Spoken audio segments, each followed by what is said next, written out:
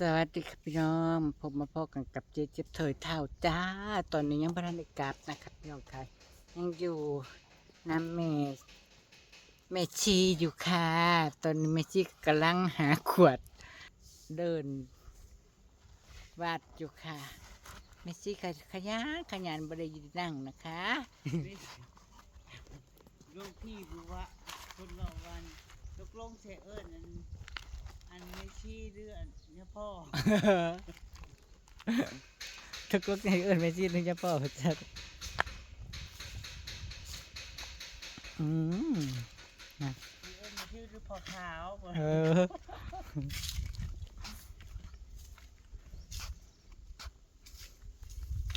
เราบอกเพื่อนๆแล้วนะ เอิญอันใดก็เอิญรถยังคู่ก็เลยว่า อาที่คุณสบายใจบ่ ที่ยังคู่สบายใจคันยังคู่ซับซ้อนหลายก็ได้เออ ยันประตึกใจเพื่อนยันประตึกใจเลยคือ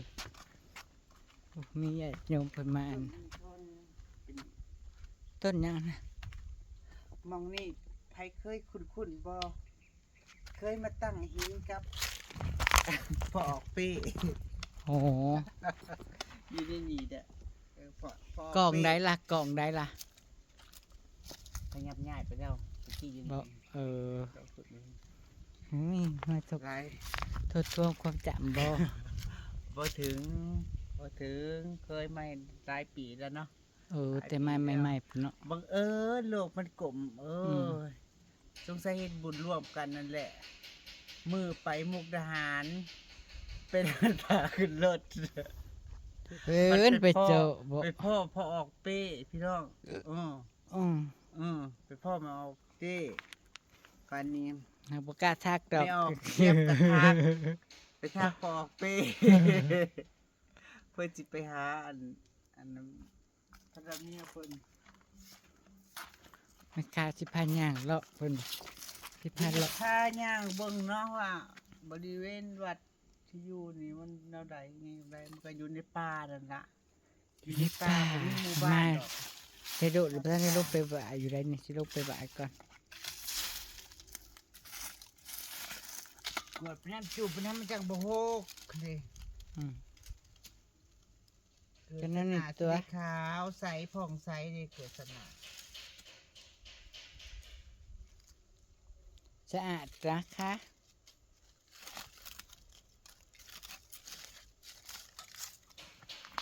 สะอาดเด้อเด้มาอยู่วัดปกี่มื้อกะ เป็นอะไรเห็นสีหนังน่ะ นั่งแหนกกะ เขียวอยู่บ่ ก็บ่ได้เคลียร์ดอก ครูเพิ่นท่วงเพิ่นทักอยู่ ว่า ใหม่ว่าแม่โอ้ยหนานะเศร้าว่าหนาน เสาเขียวก็แม่นล่ะ เดี๋ยวเขามีเรื่องทุกข์ใจดิ มันแนวคิดความคิดมันกะมันออกทางสีหน้าเฮาได้เว้ย เอาสิไปตัวแบบใดกับตัวประโยชน์แต่สีหนามบ่ไปน้ำดอกมันมีแนวทุกข์นะ ซึ่งคักสิว่าโอ้ยมีความสุขดีกับบ่ก็บ่งบอก ถ้าพวกก็มีกุด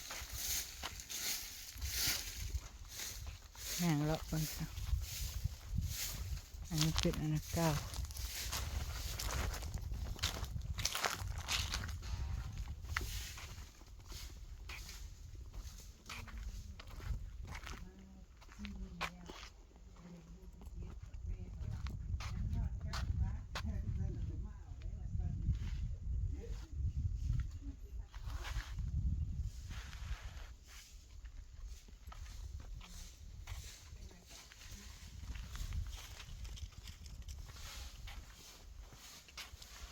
ย่างเลาะไปอืม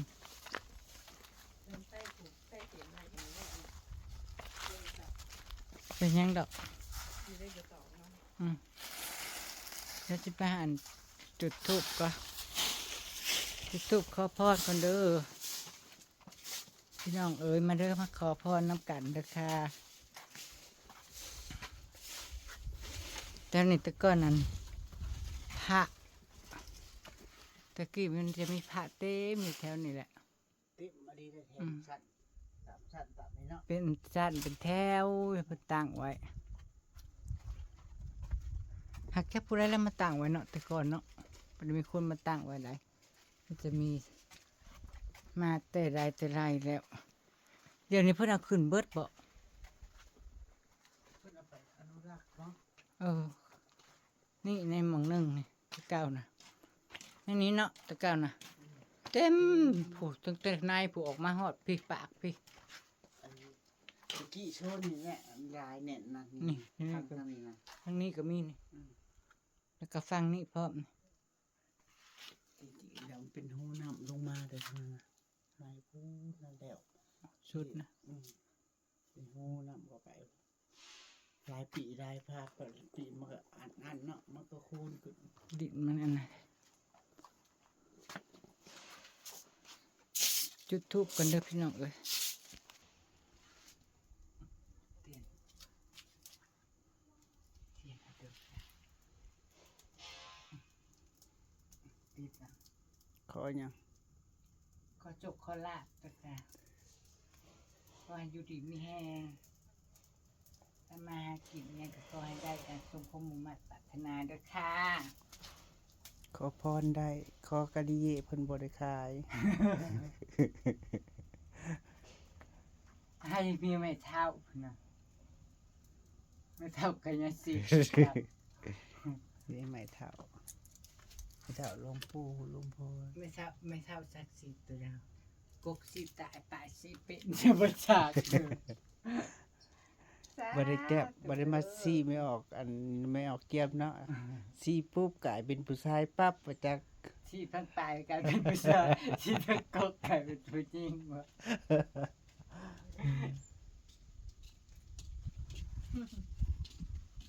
ทูบเบิดมาเปิดมาจีจูดควันค่ะมาคนมาขาบ่ายลายเด็กน้องเอ้ยแต่ละมือเนาะ ต้องระวังต้องงามเด้อเพราะว่าอยู่อันไม่ออกพอคนมาเถาะอันนี้พยอนน่ะการเอามาต้องงามคนมารัก มาจอบเงิน มีคนมาลักดู นี่ โอ้ยเนาะ ไม่ผ่านหรอกมีคนมาจอบ พวกกันพม่าเลยเนาะ เด็กๆเนี่ย อืม เวลาคนเอาต้นเอาอย่างเพิ่นมาเพิ่นสิเอามาลงมานี้เนาะ เขาลงมาแกะหยังมาเกิด อืม เพิ่นก็มาถวายนี่ก่อนเนาะ มาถวาย เพิ่นให้ลงมานี่ก่อนไหนเพิ่นจะมาลาเอานี่ซอกไปซอกนั่นนี่มีเบิดนี่ ของมันเคยมีหลายแล้ว ถามมันตันแล้วพุ่นทางมันขี้หินลงหัน ไหล นั่นน่ะ ไหลแต่ยามฝนเนาะยามน้ำไหล ดีนะมองเงานั่นเงาให้นั่น นี่ อืม ที่มันไปขำนี่มันถูกลงแล้วมันลุกลง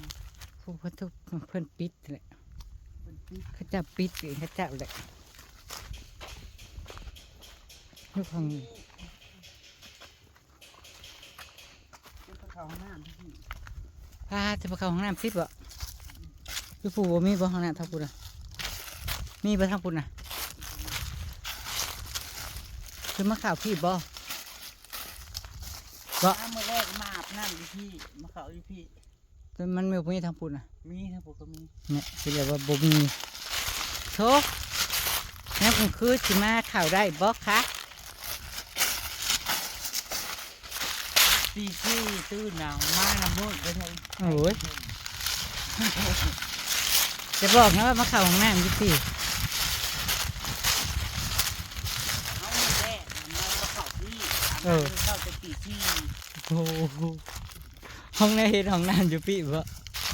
คอมเอามาไว้มือแรกมาบอกคอมไว้นี่เดี๋ยวก็จะเป็นจะมาพี่แล้ว ป้าเจ้าเทินเท่านี้มิตรพลานหิน ตะกี้นะสมัยตะกี้มาทรงผ่านนะลงไปครับผมกลุ่มลงไป แต่ว่าบ่เคยมาฮอดพี่จะ คือ เกิ เมื่ ด อ อะไร นี้มันพยายามเฮ็ดน้ำฮ้อนนี่เป็นกาเฮ็ดกัน แม่นแล้วแถวนี้ปลาเฮ็ดเพิ่นนะคะ ดีขนาด เฮ็ดนี่ปอโททุกที่บริโภคมาฮอดพี่จะเกิด ปลาพายุ ข้าวก่อน ป เด้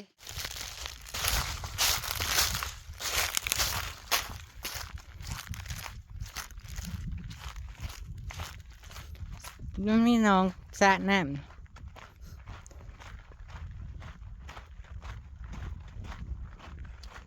อุ้ยน้ำก็บกหลายเลยเนาะเออโอ้ เปิดใส่น้ำธุระน้ำดูดก็น้ำนอกดิได้โว้น้ำ ได้อะบ่ ได้โว้ได้โว้ได้โว้พักกันอย่างนี้ มันน่าโคตรผักคนยังน้ำเนาะใช่อันน้ำใส่อยู่นี่น้ำอาบก็อยู่นี่บ่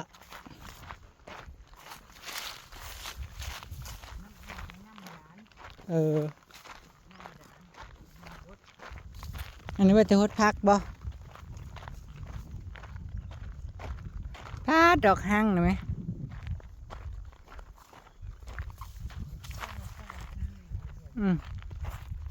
ข้าวพ่อนปลาหาเห็ดนะเห็ดนี่ มาหาเห็ดแดด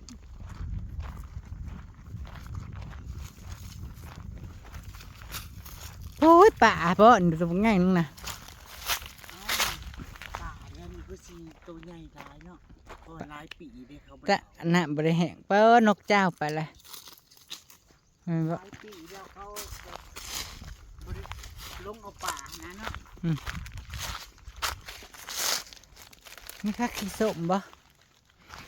จะให้นางสีมาเนาะนี่เนาะ อืม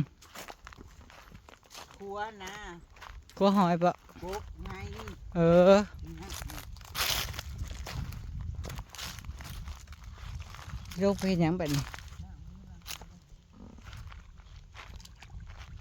นายจะบ่มีปีดอก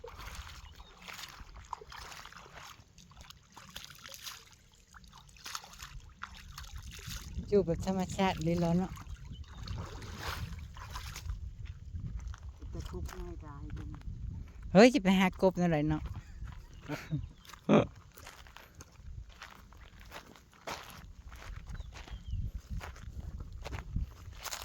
ย่างหนาบนเมนเนี่ยกู้บนทายตรงนี้บ่ พูดปกติในสวมเพิ่นอยู่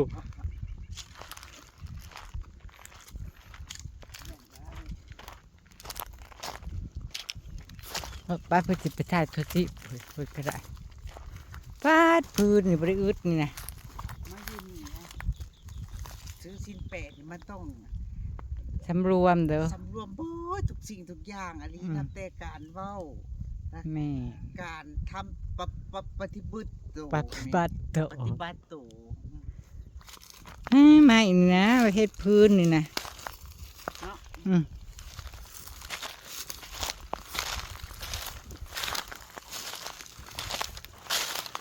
ย่างเราะ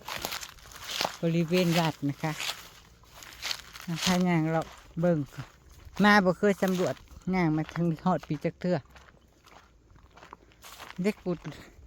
อ้วกให้ที่ลูก อ้วก นี่ไง อ้วก หลาย อ้วก ตาดิหลาย อ้วก ไร่ เลยเฮ้ย หลายไร่เนาะฮอดปุ๊บ อืม เห็นบ่ตีหัวที่เฮาขึ้น พู ไป นหัว ไป นี่ หาเฮ็ดน่ะเลาะๆพุ่นเนาะ เออ พุ่น พูดต้องพูดกับลูกคนเนาะ นั่นเป็นป่า โอ้ยบริเวณอันนะเพื่อนเคย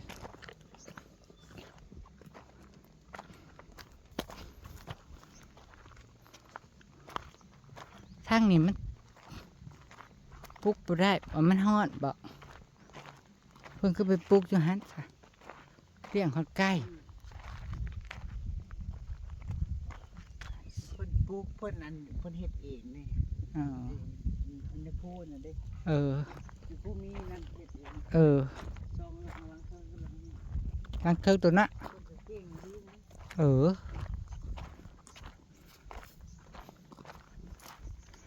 เพิ่นก็ลงมานอนอยู่พี่นั่นก็สิได้เมื่อเลยละค่ำเลยจุเป็นมุนจนค่ำเลย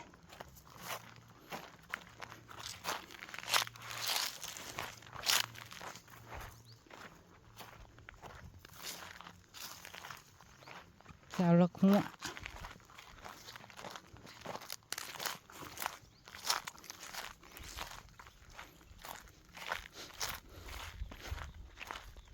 เจ้านี่ผัดเพียงเนาะทั้งนี้ผัดเป็นรูปทั้งนี้ผัดเป็นงอนหิน สมัยที่กี่ชื่อเขาอยู่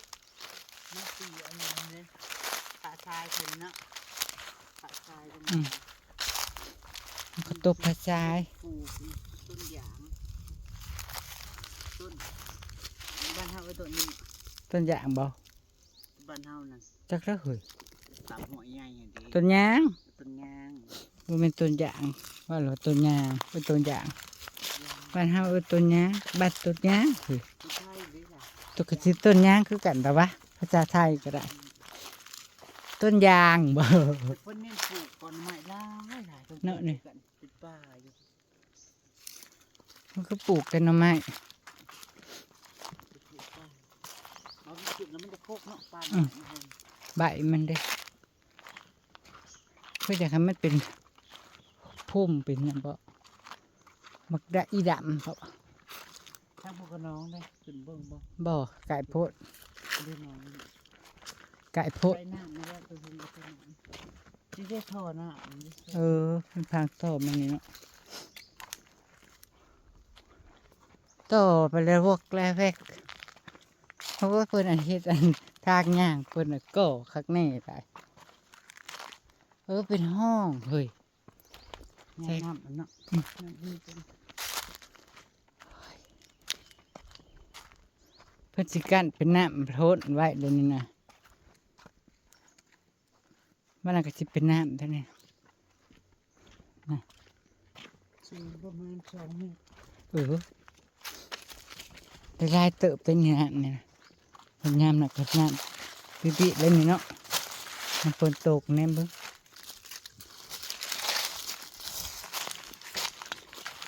อันนี้ก็กุดหนึ่ง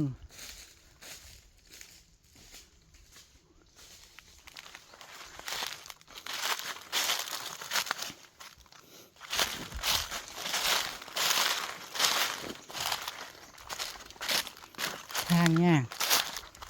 เป็นหู เป็นทางห้อมอ่อนลอดตะกี้เพิ่นย่างทางนี้เนาะ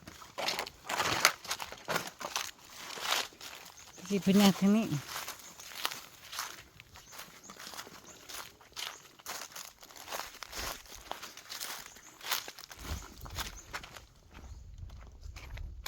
ซื้อตัวที่ทอดจะที่ซื้อแล้ว คือโน่นเดี๋ยวสิอยากซื้อเกลียวแบบจะฟ้าบ่ทันฮอด9 มื้อเขาบ่ฮอด9 มื้อเขาบ่ได้มารับเด้อเบิ่งรุ่นนักสิฮอด9 มื้อบ่อันนี้หมองแม่ชีอยู่เพิ่นไม่เฮ็ดใหม่แล้วอันนี้แต่มาตะกี้นั่นอย่าลืมมีแต่อันตัวขาวพุ่นแหละเนาะตัวสีขาวพุ่นอันนี้เพิ่นก่อออกมาอีกนี่โอ้ยตัวน้อยเพิ่นมาฮดสวนเพิ่นแล้ว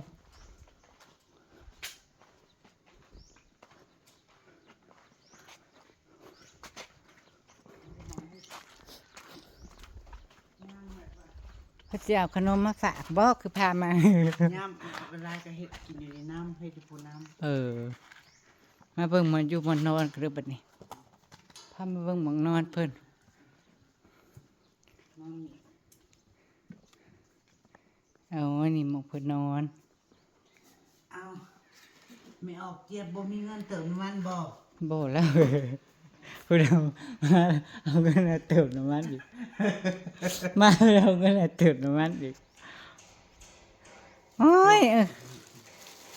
เพิ่นเอาพี่น้องเอ้ยมาทันบ่ได้ธรรมดานะคะได้เอาเงินเติมน้ำมัน ขนม พูดอะไร อาไว้ เก็บ น เก็บขนมไว้อันนี้ ให้เจ็ดสี่เจ็ดเจ็บมาก่อนก็เลยได้กินซ้ แม่นสิเจี๊ยบมาก่อนสิเจี๊ยบกินนะ ำฮัตโตเออ ตาได้สินอนอยู่นี่ ได้ครับบอกได้ห้อ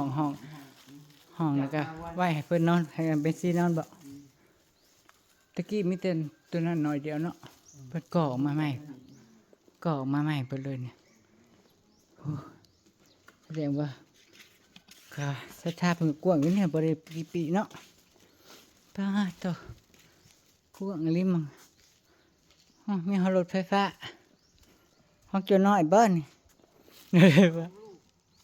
เออเจ้าน้อยกำลังอะไรโคตรสวนเฮ้ยเราก็จะได้เมื่อคือกันละบัดนี้ค่ คุดอันคุ้มมักปกอันอื่น ำโอเค มองสองมองเป็น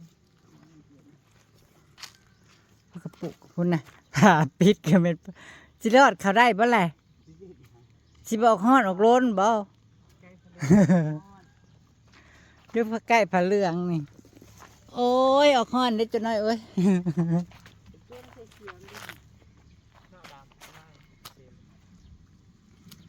เต็ม จนน้อยเพิ่นมาหดผักเพิ่นเด้หดดอกไม้เพิ่นแล้ว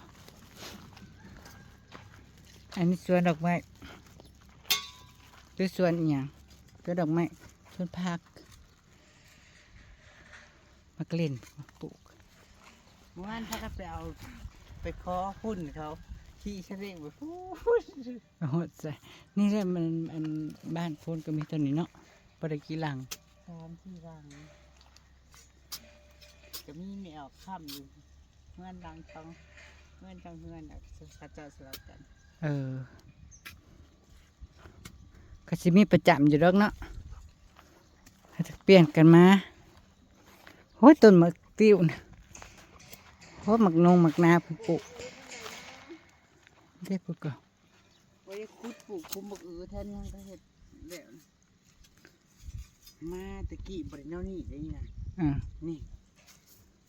มันเขาปลูกแล้วเขาบอเห็ดเป็นคุมบอใส่พุ่นครับ เออ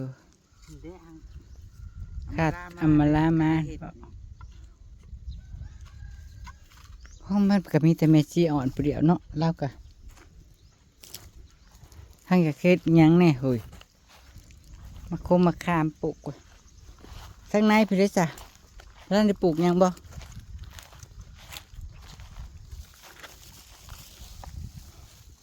แค่นี้แต่มันบ่มีอันนั้นป้าสิได้เมื่อเด้อปานนี้เด้อที่ได้ลาเลยเด้อ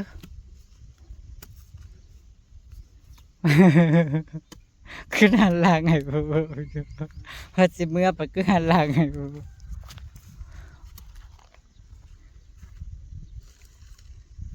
คันนั้นก็สิมาใหม่คันบ่ได้ก็ อยู่ดีมีแห้ง ยัง9 มื้อเด้เนาะเฮาก็ได้4 มื้อเด้เนาะอีก5 มื้ออ่ะบ่แน่อาจจะ เก้เลยบ่ 7 มื้อบ่ สิฮอดเก้าเลยติ แต่ก็เลยเหอะแม่ว่าสิให้อยู่ฮอด9เยอะอยู่บ่ฮอดบ่ แม่บริมาปฏิบัตินะ ฉันน้อยนัวกวนแม่บ่ได้มานำจากเมื่อยังได้กะจิมื้ออะไรบ่ฉันน้อยเราหัวกวนเลยเด้เอาก็จะกะสิบ่มารับเอาว่ะเมื่อนี่เอานี่เลยแม่นบ่ฮอดเฮือนปึกเลยแม่นบ่ มาประชุมตุ๊บปุ๊บ เออตอนมาแล้วอ้อมมาถ้าพี่เพิ่นบ่ได้รู้จักว่าเขาเจ้าเฮ็ดทางขนาดนั้นก็สิมา ตอนมากับแป๊บเดียว กันมาแล้วนะสิมาทางนี้แหละมือใหม่ค่ะวันนี้อาจจะมาอีกมืออื่นมือฮื้ออาจจะมาก็ได้ บริมีทางไปบ่ หากบริมีดอกทั้งป่ายนะบอยากมาดูแล้วเพิ่นจะว่า เปลืองขนมเพิ่นมาแล้วประจักษ์อีหยังผลหมากลากไม้ลากมาให้กินพี่น้องเอ้ยหมากไม้ผัดลายเนาะเพิ่นไปนำมามาก็กินแล้วพักกันนอนก็นอนเว้นอีกมันสิหักเลยนะเจียมนะ โอ้ยใหม่ โอเคแล้วค่ะพี่น้องค่ะก็จะเก็บภาพบรรยากาศไว้ซ้ำนี่ละเดี๋ยวพบกันใหม่นะคะ ขอบคุณนะคะที่ขับเบิ้งมาชมเลยค่ะขอบคุณที่ไม่ข้ามโฆษณานะจ๊ะไปแล้วค่ะสวัสดีจ้า บนนี้ซึกสิได้ลงไปพุตอ ต้องไปใส่ เอาไปใส่สักส่วน อ๋อไปละเอ็ดไปรับอันเค็มพอดีแหละซึกแล้วจังไป เงินกะ พอได้มีเงินก็ส่งค่ารถนี่เด้อที รถอัน อีเท่าแน่วัดติ เด้อไม่ออกเท่านี่เด้อ พระชิคอรังพี่ต้อมอยู่นะไปแล้วจ้ะสวัสดีจ้า